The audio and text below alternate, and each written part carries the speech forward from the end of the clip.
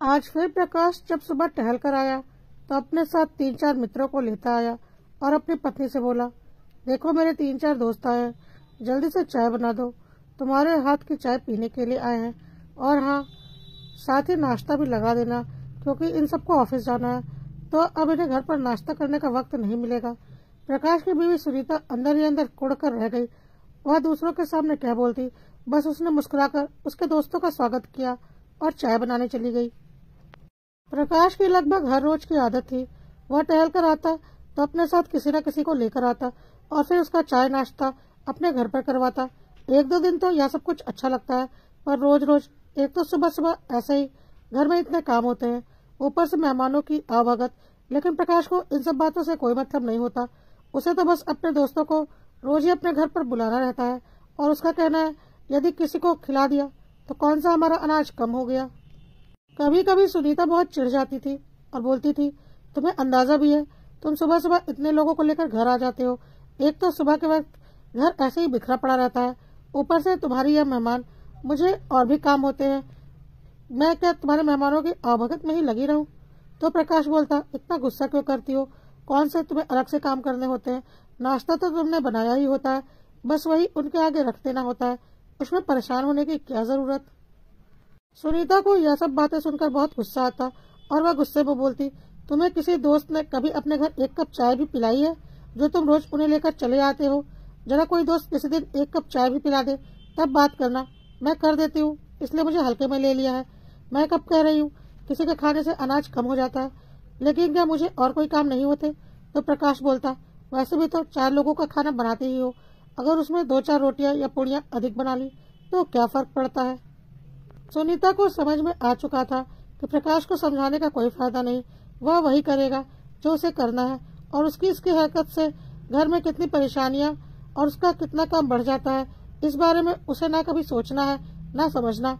इसलिए सुनीता चुपचाप वहां से चली गई।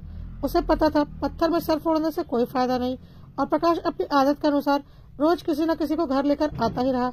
सुनीता ने अब हालात से समझौता कर लिया था। इस रविवार को सुनीता ने सुबह छोले भटूरे बनाए थे।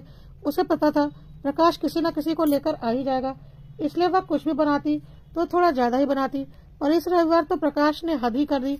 वह अपने साथ 6 लोगों को लेकर आया और बोला, सुनीता तुमने तो आज छोले भटूरे बनाए हैं, चलो जल्दी से गर्मा गर्म लगा दो, मजा आ जाएगा खाने का। सुनीता को बहुत जोर का गुस्सा आ रहा था, पर वह क्या करती, उसने सबको छोले भटूरे खिलाए। सब लोग नाश्ता करके चले गए। थोड़ी देर के बाद प्रकाश ने अपने बड़े बेटे के रोने की आवाज सुनी और यह भी देखा कि सुनीता उसे बुरी तरह से मार रही है। तो प्रकाश दौड़कर सुनीता के पास गया और बेटे को छुड़ाया और बोला, पागल हो गई हो क्या, बेटे को क्यों मार रही हो।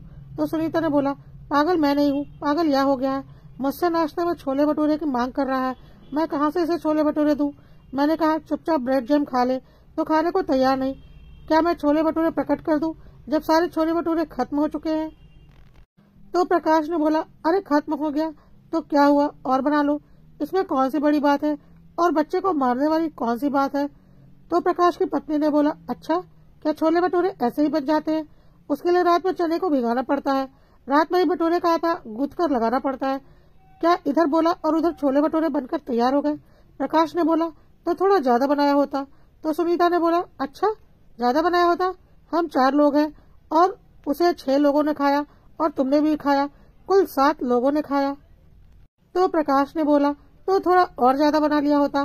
तो सुनीता ने बोला, हाँ हाँ थोड़ा ज्यादा क्यों, मैं ढाबा ही खोल लेती हूँ, क्योंकि मेरी तो कोई जान है नहीं, तुम्हें तो बस अपनी इच्छाएं पूरी करनी है और अपने दोस्तों को दिन भर यहाँ लाकर खिलाना है।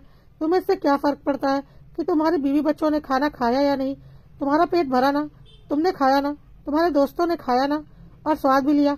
मेहनत करके मैंने बनाया, पर ना मैंने और ना कि मेरे बच्चों ने उसका स्वाद तक लिया। और यह कोई एक दिन की बात हो तब ना, यह तो रोज की बात है। प्रकाश का बच्चा अभी भी छोले भटूरे के लिए रो रहा था और सुनीता उसे फिर से मारने जा रही थी। तो प्रकाश ने बोला, पागल हो क्या, मैं बाहर से ऑर्डर कर देता हूँ, यह खा लेगा। तो सुनीता ने बोला, अच्छा घर का साफ सुथरा पौष्टिक खाना बना तो वह दूसरे लोग खाएं और उसके फायदे लें, और बाहर का गंदा खाना मेरा बेटा खाए, क्या वह उसे उतना ही फायदा करेगा जितना घर का बना हुआ खाना करता। और क्या बाहर का खाना ऑर्डर करने से पैसे नहीं लगेंगे। 150 रुपए के 1 प्लेट छोले भटूरे आते हैं, 3 लोगों के लिए ऑर्डर करने का मतलब है 450 रुपए। आज सुनीता का गुस्सा काबू के बाहर हो चुका था। उसने प्रकाश से बोला, तुम तो रोज अपने दोस्तों को यहाँ नाश्ते के लिए ले आते हो, पर क्या कभी सोचा है उसके बाद क्या होता है? अक्सर ऐसा होता है कि मेरे लिए कुछ भी नहीं बचता और कभी मैं ब्रेड और कभी बिस्किट खाकर काम चलाती हूँ, क्योंकि अब अकेले के लिए मैं क्या बनाऊँ? खुद का बनाया नाश्ता मैं खुद कभी कर ही नहीं पाती। लेकिन तुम्हें इससे क्या? तुम तो खा पी कर ऑफिस चले जाते हो और तुम्हारे दोस्तों का भी पेट भर गया रहता है। उसके बाद सिर्फ खाना बनाने की बात नहीं होती। यदि तुम किसी को खाना खिलाओ तो उतने ही बर्तन भी गंदे होते हैं। जहाँ मुझे 4 लोगों के बर्तन धोने होते हैं, वहाँ मैं 8 लोगों के बर्तन धोती हूँ। लेकिन तुम्हें इससे क्या? वहाँ तो मैं कर रही हूँ ना। तुम तो अपने दोस्तों को खुश करो। कभी यह सोचा है कि मैं दिन भर इन्हीं सब कामों में रह जाती हूँ और मुझे अपने लिए वक्त ही नहीं मिलता। ऊपर से अपना बनाया नाश्ता भी मैं खुद नहीं कर सकती, क्योंकि मेरे लिए बचता ही नहीं है। आज तो हद हो गई। मुझे छोड़ो, मेरे बच्चों के लिए भी नहीं बचा। और यह जो तुम बोलते हो ना कि किसी को खिला देने से कौन सा हमारा अनाज कम होने वाला है, तो तुम भी उतना ही कमाते हो जितना कि तुम्हारे दोस्त। पर जरा तुम जोड़ कर देखो, तुम्हारे घर में 4 सदस्य हैं, पर तुम्हारे घर में राशन 6 से 7 सदस्यों का आता है। और महंगाई कितनी है यह तुम जानते ही हो। क्या तेल, आटा, घी आदि में पैसे नहीं लगते? क्या शरीर की मेहनत नहीं लगती यह सब काम करने में? क्या तुम्हारे किसी दोस्त ने कभी तुमसे कहा है कि आओ भाई आज तुम सब हमारे यहाँ पर नाश्ता कर लो? नहीं ना कभी किसी ने कहा है और ना ही कभी कहेगा, क्योंकि कोई भी अपने घर में अपनी बीवी के ऊपर काम का एक्स्ट्रा बोझ नहीं डालना चाहता, क्योंकि ऐसे ही काम कम नहीं होते। सब तुम्हारी तरह बेवकूफ नहीं होते। तुम्हें पता है, कल मैं पार्क में टहलने गई थी तो तुम्हारा वह दोस्त जो रोज नाश्ता करने आता है अपनी बीवी के साथ टहल रहा था। मैं ठीक उनके पीछे टहल रही थी। उन्होंने मुझे देखा नहीं था। पता है वह क्या बातें कर रहे थे? सुनोगे तो तुम्हारा दिमाग फिर जाएगा। वह अपनी बीवी से बोल रहा था, डियर तुम अपने एक्सरसाइज और डाइट पर ध्यान दो। मेरे नाश्ते का इंतजाम तो हो गया है। प्रकाश की वाइफ बहुत स्वादिष्ट खाना बनाती है। मैं तो रोज वहाँ पर नाश्ता कर ही लेता हूँ। मजा आ जाता है इतना अच्छा नाश्ता करके। और तुम्हें अपने हेल्थ पर ध्यान देना है तो तुम अपने स्प्राउट्स खाया करना और सुबह जिम जाया करना। बच्चे तो हॉस्टल में हैं, तुम्हारा काम भी कम हो गया है। स्प्राउट्स बनाने में कोई मेहनत तो है नहीं, और यह बचा हुआ सारा वक्त तुम अपने शरीर को स्वस्थ करने में लगाओ। और दोनों हंसने लगे। फिर उसकी बीवी ने बोला, हाँ, और ईश्वर से मनाओ कि ऐसा बेवकूफ दोस्त जीवन भर अपनी दोस्ती निभाता रहे, ताकि मुझे इस किचन के झंझट से छुटकारा मिला रहे। सुबह सुबह कौन किचन में जाना पसंद करता है? और इसी बहाने मैं खुद को वक्त दे पा रही हूँ और मेरा स्वास्थ्य भी अच्छा हो रहा है।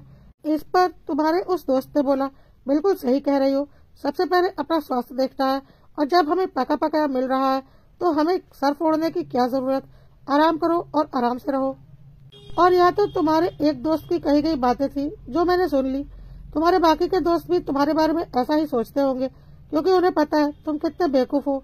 उनकी पत्नियों का काम हल्का कर रहे हो और अपनी पत्नी के सर पर डाल रहे हो।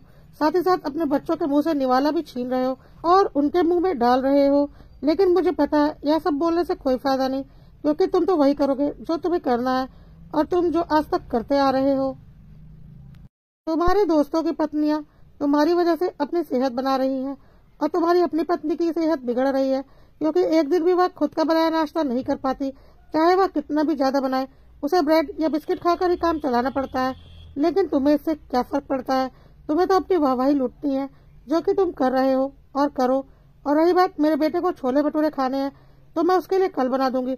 आज तो उसे ब्रेड और जैम ही खाना पड़ेगा, क्योंकि मैं बाहर के छोले भटूरे से उसकी सेहत नहीं बिगाड़ूंगी। मेरी सेहत तो बिगड़ ही चुकी है। और तुम्हारे दोस्तों की पत्नियां जो तुम्हारी वजह से उनका वक्त बच रहा है, वह आराम कर रही हैं, और 4 बर्तन की जगह मैं 10 बर्तन मांजकर अपना वक्त बिता रही हूँ। जो वक्त मेरे पास बचता भी, वह वक्त भी मेरा जाया हो रहा है तुम्हारे दोस्तों की अवभगत में। कभी चाय बनाओ, कभी नाश्ता बनाओ, क्या उसमें वक्त नहीं लगता? क्या थकान नहीं होती? उसके बाद उनके जूठे बर्तन साफ करो, उसमें वक्त नहीं लगता? क्या थकान नहीं होती? लेकिन तुम्हें क्या? तुम किसी का तो वक्त बच रहा है, किसी को तो आराम मिल रहा है, मुझे नहीं, तो उससे तुम्हें क्या? और यह सब तुम्हारी बेवकूफी के कारण है, जिसे सब अच्छे से समझ चुके हैं। आज प्रकाश को सुनीता ने इतनी बातें सुना दी, और बच्चे को भी छोले भटूरे के लिए रोता देख आज प्रकाश को अपनी गलती का एहसास हो रहा था। अपने दोस्तों की वाहवाही पाने के चक्कर में वह अपने परिवार के हिस्से का सुख और आराम खत्म कर रहा था, और साथ ही साथ उनके ऊपर काम का अतिरिक्त बोझ भी डाल रहा था। इस तरह से उसने कभी सोचा ही नहीं था। उसने यह सब कुछ बहुत हल्के में लिया था। उसे लगता था आखिर नाश्ता तो वह बना ही रही है, 2-4 पूड़ियां अधिक बना लेगी। लेकिन इसके पीछे के दर्द को वह कभी समझ ही नहीं पाया, जो आज उसे समझ में आ रहा था। प्रकाश के पास सुनीता की बातों का कोई जवाब नहीं था। वह अपने बच्चे को गोद में लेकर चॉकलेट दिलाने चला गया और सुनीता ने बच्चे के खाने के लिए नाश्ता बनाना शुरू कर दिया। अगले दिन प्रकाश जब टहलने गया तो उसके दोस्तों ने बोला, आज भाभी जी ने नाश्ते में क्या बनाया है? आज तो बहुत जोर की भूख लगी है। तेरे घर चलकर पहले गर्मा गर्म चाय पियेंगे और फिर गर्मा गर्म नाश्ता करेंगे, मजा ही आ जाएगा। तो प्रकाश ने बोला, नहीं, आज मेरी पत्नी की तबीयत ठीक नहीं है, वह कुछ दिनों के लिए अपने मायके जा रही है आराम करने। प्रकाश ने बोला, आज तो मेरे घर कोई नाश्ता नहीं बना, बल्कि थोड़ी देर में मेरी बीवी बच्चों को लेकर अपने मायके निकलने वाली है, तो चलो आज मेरा नाश्ता तुम लोग ही करवा दो, बोलो किसके घर चला जाए। तो इस पर सारे दोस्तों ने कोई ना कोई बहाना बना लिया और उसका खास दोस्त जो कि रोज ही उसके घर नाश्ता करता था, उसने बोला, मेरी बीवी तो आजकल जिम कर रही है, वह नाश्ता ही नहीं बनाती, सिर्फ स्प्राउट्स खाती है। तो प्रकाश ने बोला, और तुम्हारे नाश्ता? तो उसने बोला, वह तो अक्सर तुम्हारे घर पर ही हो जाता है, पर आज मुझे कोई और इंतजाम करना पड़ेगा क्योंकि आज तो तुम्हारे यहाँ भी नाश्ता नहीं बना। चलो कोई बात नहीं, जब भाभी जी मायके से आ जाएंगी तो फिर हमें बढ़िया बढ़िया नाश्ता करवाएंगी, पर आज के लिए तुम कहीं बाहर देख लो, हम भी कुछ बाहर ही देख लेते हैं। कहकर उसके सारे दोस्त धीरे धीरे वहां से निकल गए। प्रकाश को समझ में आ गया जिन्हें वह रोज अपने घर में पौष्टिक नाश्ता करवा रहा है, उन्होंने एक कप चाय के लिए भी उसे अपने घर आने के लिए नहीं बोला और सबकी सच्चाई उसके सामने आ गई।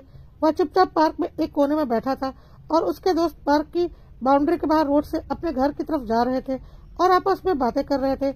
उनकी बातें प्रकाश के कानों में पड़ी। वह आपस में बातें कर रहे थे, प्रकाश ने हमें अपने जैसा पागल समझाया क्या कि हम उसे अपने घर पर ले जाएं चाय नाश्ता करवाने के लिए और अपनी बीवी की झाड़ सुने। एक तो बीवी ऐसे ही परेशान रहती है दिन भर घर के कामों से, ऊपर से एक आदमी और बढ़ा दें अपनी बीवी की मुसीबत बढ़ाने के लिए। ऐसी गलती तो हम बिल्कुल नहीं करने वाले, और जरूरत भी क्या है किसी बाहरी को रोज अपने घर पर बुलाकर चाय नाश्ता करवाने की। यह उसके शौक है, वही करे, हमें ऐसे शौक पालने की कोई जरूरत नहीं।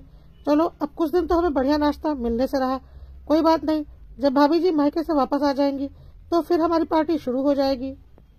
यह कहकर वह सारे दोस्त जोर जोर से हंस रहे थे और प्रकाश को भी आज अपने ऊपर हंसी आ रही थी कि उसने दूसरों के लिए अपने घर में कितनी परेशानी खड़ी की हुई थी जिसे वह किसी भी तरीके से समझने को तैयार ही नहीं था, लेकिन आज उसे अच्छे से समझ में आ चुका था।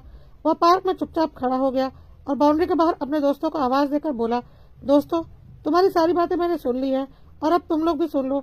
हाँ, मुझे पागलपन का भूत सवार था, तुम्हारी मेहरबानी की वजह से वह भूत आज उतर गया है और हमेशा के लिए गुड बाय कहकर वह अपने घर की ओर चल पड़ा।